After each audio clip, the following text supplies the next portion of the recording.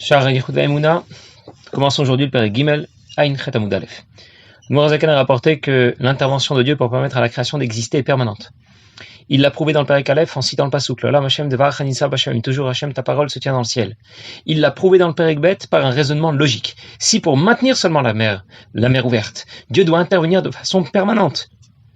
Ruach Kadim Kol Halayla, simplement pour qu'un matériau liquide change de structure et devienne solide. Alors pour maintenir l'existence de la création, Yesh Me'ayin à partir de rien, c'est certain qu'Akadosh Baruch Hu doit aussi intervenir en permanence. Il doit intervenir en permanence dans la création pour lui permettre d'exister. Le Ridouche est beaucoup plus important dans la création que pour le miracle de Kriyat Yam Souf. Et on comprend donc logiquement que Dieu intervienne aussi en permanence pour maintenir l'existence de la création. Dieu n'a donc pas créé le monde et puis il l'aurait laissé. Il l'aurait abandonné. Si Dieu s'en va, le monde disparaît comme s'il n'avait jamais existé. Et pour l'instant, nous avons compris que la création existe, Bereshit bara Elohim, mais simplement son existence est artificielle en quelque sorte. Ça veut dire qu'elle est totalement dépendante de l'intervention de Dieu. Eh bien, dans le Pérek Gimel, nous allons aller encore plus loin. Nous allons dire que la création ne dépend pas seulement d'Akadosh Baruch Hu. Son existence s'efface littéralement devant Akadosh Baruch Hu. Alors, je vais commencer à lire. Après tout ce qui vient d'être dit dans les deux premiers prakim, Kol Maskil al Davar Yavin Lashuru, tout celui qui va réfléchir va bien comprendre. Ershkol Nivra Veyesh, Bemet Nershav Lain Efes Mamash, Gabekoach Apel, Vroach Piv Benifal. Comment chacun des éléments de la création s'efface littéralement devant la force divine qui lui permet d'exister, mais à Veoto Tamid, Motsio Miain Mamash Veyesh, qui lui permet d'exister à partir de rien, à partir du néant. Mashkol Nivra Venifal Nirela Nouye, Leyesh Mamashut. Pourtant, chacun des éléments de la création apparaît à nos yeux comme ayant véritablement son existence. C'est concret. C'est simplement parce qu'on n'est pas capable de voir l'intervention de Dieu dans la création. Mais si nos yeux pouvaient voir la vie, l'énergie que Dieu apporte à chacun des éléments de la création,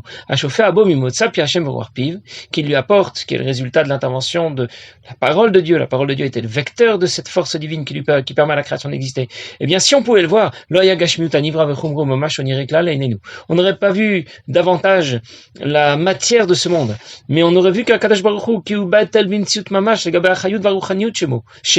parce qu'elle s'efface complètement. La matérialité de ce monde s'efface littéralement devant l'intervention spirituelle de Dieu,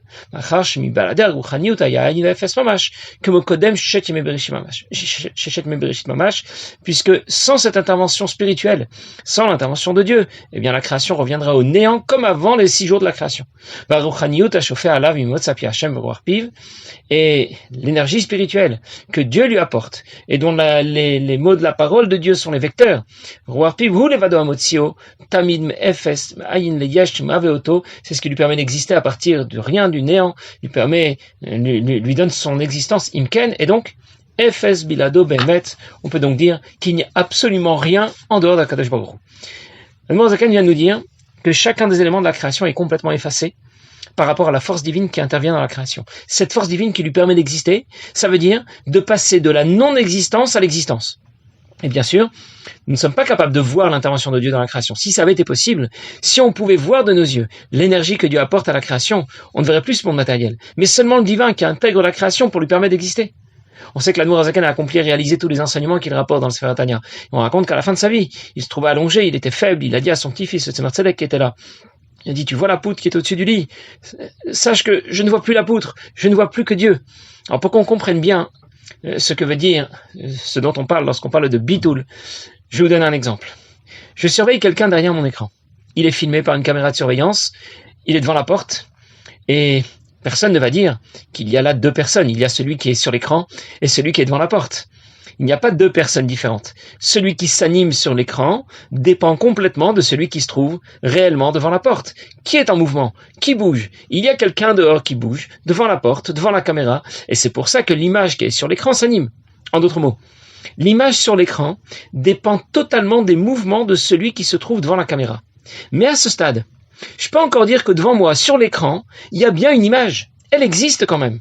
J'ai dissocié l'image sur l'écran de celui qui est devant la porte.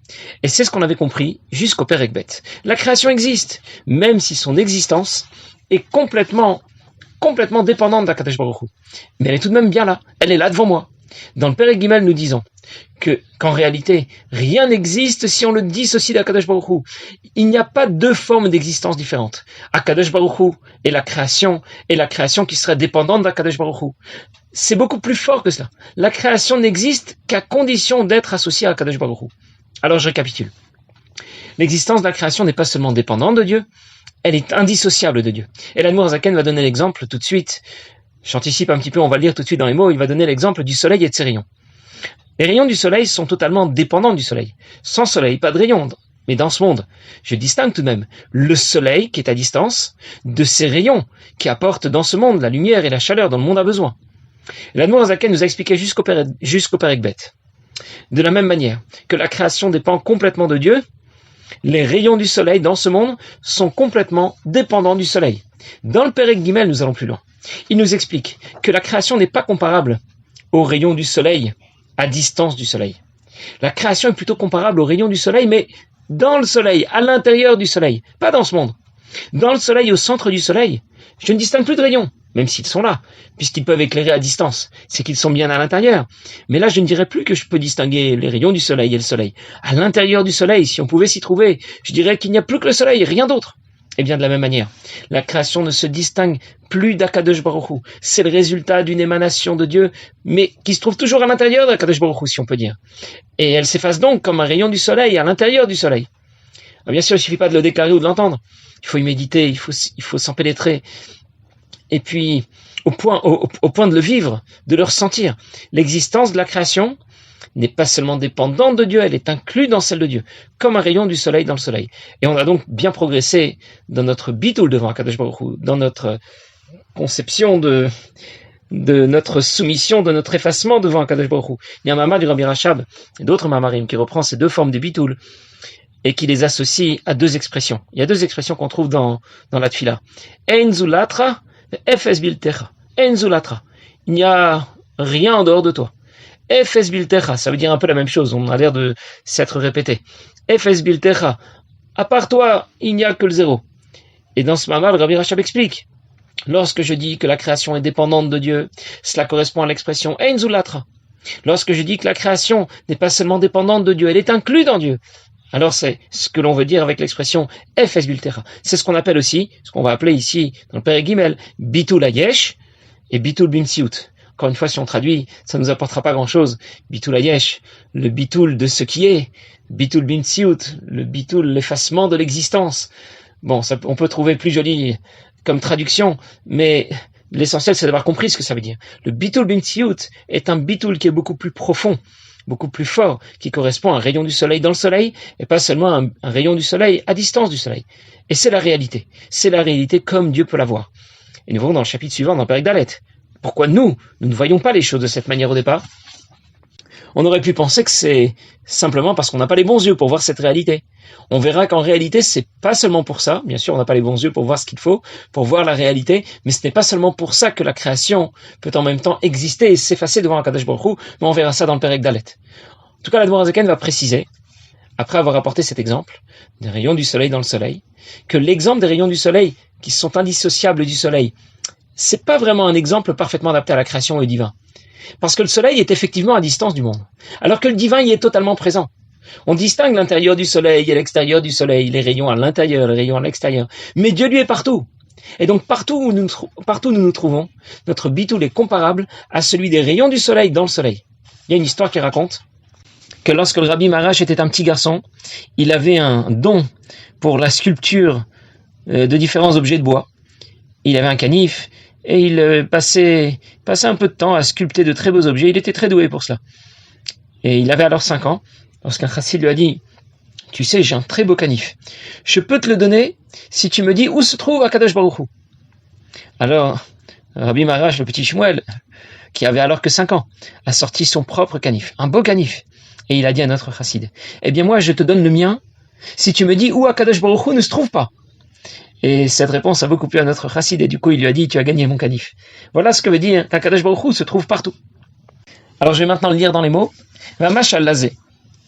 L'exemple que rapporte l'Admour Zaken. Il s'agit de la lumière du soleil qui éclaire la terre et ceux qui y habitent. Il s'agit de l'émanation de la lumière du soleil qui vient éclairer tous ceux qui se trouvent dans l'espace de ce monde. Vinez et Pashut. Et il est bien clair, évident. Ces rayons du soleil se trouvent bien à l'intérieur. Dans le soleil lui-même qui est suspendu dans le ciel. Si le soleil est capable d'éclairer si loin jusqu'à la terre, il est clair que les rayons du soleil peuvent aussi éclairer à l'intérieur du soleil. Mais pourtant, à l'intérieur du soleil, on ne considère même pas les rayons du soleil, on ne leur donne même pas de nom. Il n'y a plus que le soleil. Qui batel mamash bimtsiut. Les rayons du soleil sont complètement annulés et effacés. Les gabé gouf kadour hashemesh, corps à or vesivazé, devant le corps du soleil qui est à l'origine de ces rayons. Shaziva orazé, enora keara meira migou ve'etzem kadour hashemesh, puisque ces rayons ne sont qu'une émanation du corps du soleil. Rak bechalal haolam tachat kol hashamaim, sauf à distance, effectivement, dans ce monde. Dans le ciel, les rayons du soleil vont éclairer le ciel, la terre. Là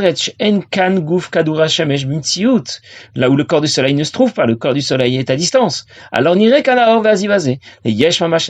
dans notre monde, nous pouvons apprécier la présence des rayons du soleil. Et là, nous pouvons dire que les rayons du soleil existent, en d'autres mots. On a distingué Bitul Hayesh et Bitul Bimtsiut. Je vous donne un exemple. Je compare les connaissances d'un enfant de 4 ans, qui connaît à peine Aleph, Bet, et celles d'un Rosh Yeshiva. On dira que les connaissances du Rosh Yeshiva sont bien supérieures à celles du petit garçon. Mais on reste dans le même cadre. On parle de connaissances, on parle d'instruction. Le premier connaît très peu, le deuxième, le Rosh Yeshiva, connaît beaucoup plus. Mais je ne dis pas que le petit garçon ne connaît rien. Ou bien l'exemple qui est rapporté souvent dans le Chassidut, l'exemple de Shar Gabitiara, d'une bougie en plein soleil. J'allume une bougie en plein soleil, en plein désert lorsque le soleil est au zénith. Il y a tellement de luminosité et de chaleur que je ne vois pas la flamme. Mais elle est bien là tout de même. Et je peux me brûler si je passe le doigt dessus. Il y a une flamme, elle existe. Je ne dis pas qu'il n'y a pas de flamme. C'est ce qu'on appelle Bitul Hayesh. Par contre, dans le soleil, je ne distingue plus ces rayons. Je ne peux même pas dire qu'à l'intérieur, je distingue le corps du soleil et ses rayons. Il n'y a que le soleil. Et c'est ce qu'on appelle un bitul bimtsiut. La création s'efface devant Dieu, pas seulement comme une bougie en plein soleil, mais comme un rayon du soleil dans le soleil. Et l'Admor Hazaken va conclure ce machal, il donne tout de suite le nimshal. Et comme l'exemple qu'on vient de donner, on va comparer le rayon du soleil par rapport au soleil, et la création par rapport à Kadosh Baruch Hu. Puisque c'est la parole de Dieu qui permet à la création d'exister. Et la création n'est que le résultat de l'intervention de la parole de Dieu, qui est comparable ici au rayon du soleil, qui vient intégrer la création et leur permet d'exister à partir de rien. Et c'est pour cela qu'ils sont complètement effacés devant la parole divine qui leur permet d'exister, comme les rayons du soleil qui disparaissent complètement devant le corps du soleil. Il ne porte même plus de nom à sa source. On ne parle même plus de rayons du soleil. Il n'y a que sous le ciel, ça veut dire dans notre monde qu'on peut apprécier la présence des rayons du soleil. Eh bien, car l'ensemble de la création ne porte pas vraiment de nom. On ne peut même pas lui donner un nom qu'il aurait dissocié d'Akadosh Baruch Hu. Et là, les Nebassar chez nous, sauf à nos yeux.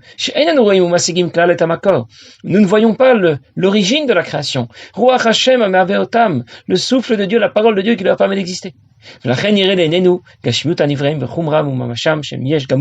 c'est pour ça qu'à nos yeux, nous voyons l'existence de la création dans sa forme la plus concrète. Comme on peut voir l'existence des rayons du soleil lorsque ces rayons du soleil sont à distance du soleil. L'Admor nous dit que l'exemple qu'on a donné ne s'adapte pas parfaitement à ce qu'on voulait dire au sujet de la création et d'Akadosh Baruch Hu qui en est à l'origine, parce que comme je viens de dire, dans l'exemple qu'on a donné, le soleil, effectivement, ne se trouve pas dans ce monde, il est à distance. Et il n'est pas vers la Haaretz, il n'est pas sur Terre pour qu'on puisse, sur Terre, nous voyons bien ses rayons. Shenken, Kolabru, même Koram, Tamid. Par contre, l'ensemble de la création se trouve bien inclus dans un Kadosh Baruch Hu qui se trouve partout. Sauf que Dieu qui est à l'origine de la création n'est pas visible de nos yeux. Et pourquoi nous ne le voyons pas? Eh bien, il va falloir pour cela faire une introduction, et c'est de cette manière que l'Admor Zaken introduit le Perek Dalet. Ça veut dire que l'Admor Zaken demande si en réalité la création s'efface littéralement devant Dieu. Mais comment fait-elle pour exister déjà? Ce ne sont pas seulement mes yeux qui ne sont pas compatibles avec cette réalité, c'est la réalité. Alors par quel prodige la création existe? En d'autres mots, c'est écrit d'une part, Bereshit, bara Elokim et hashamayim v'haaretz. Dieu a créé le monde. Ça veut dire que la création existe. C'est la Torah qui le dit. En même temps, tu m'expliques que la création s'efface littéralement et totalement devant Dieu. Alors décide, la création existe ou elle n'existe pas? Et l'Admor Zaken va expliquer dans le Perek Dalet que lorsque Dieu a créé le monde, il y a en même temps associé la faculté de cacher qu'il l'a créé. Il fait en sorte de créer le monde et en même temps que ça n'apparaisse pas. Et on comprend déjà comment Sha'ar Yichud Va'emunah vient changer complètement notre approche de l'existence de Dieu, de l'existence de la création. Avant d'apprendre Sha'ar Yichud Va'emunah, on aurait pu s'interroger sur l'existence de Dieu. Comme c'est ce monsieur qui a demandé, qui a été reçu par le rabbi, et qui lui a demandé, est-ce qu'on a une preuve que Dieu existe? Et le rabbi lui a dit, ça, c'est une vieille question, et la réponse est la réponse est complètement évidente. Il a dit, si je vous dis que, voyez, le livre qui est devant vous, eh bien, ça s'est fait tout seul. Là, il y avait un encrier sur la table, un peu de papier, l'encre s'est renversée, et tout seul, il y a eu des mots, il y a eu des lettres, une idée. Vous allez me dire, non, c'est pas possible. C'est obligé, il y a un écrivain, il y a quelqu'un, c'est tellement complexe, il y a des mots qui ont été, où les lettres sont organisées. C'est obligé qu'il y ait quelqu'un qui a écrit. Bien, quand on apprécie la diversité, la complexité de la création, on est certain donc que Dieu existe. Et donc, mais tout de même, avant d'apprendre Sha'ar Yichud Va'emunah, on aurait pu s'interroger sur l'existence de Dieu. Quand on apprend Sha'ar Yichud Va'emunah, on voit le problème à l'envers. On ne s'interroge plus sur l'existence de Dieu maintenant. On s'interroge maintenant sur l'existence du monde. Par quel prodige la création peut-elle exister déjà? Alors nous verrons ça déjà la prochaine fois dans Perek Dalet, Bezrat Hashem. Passez une bonne journée.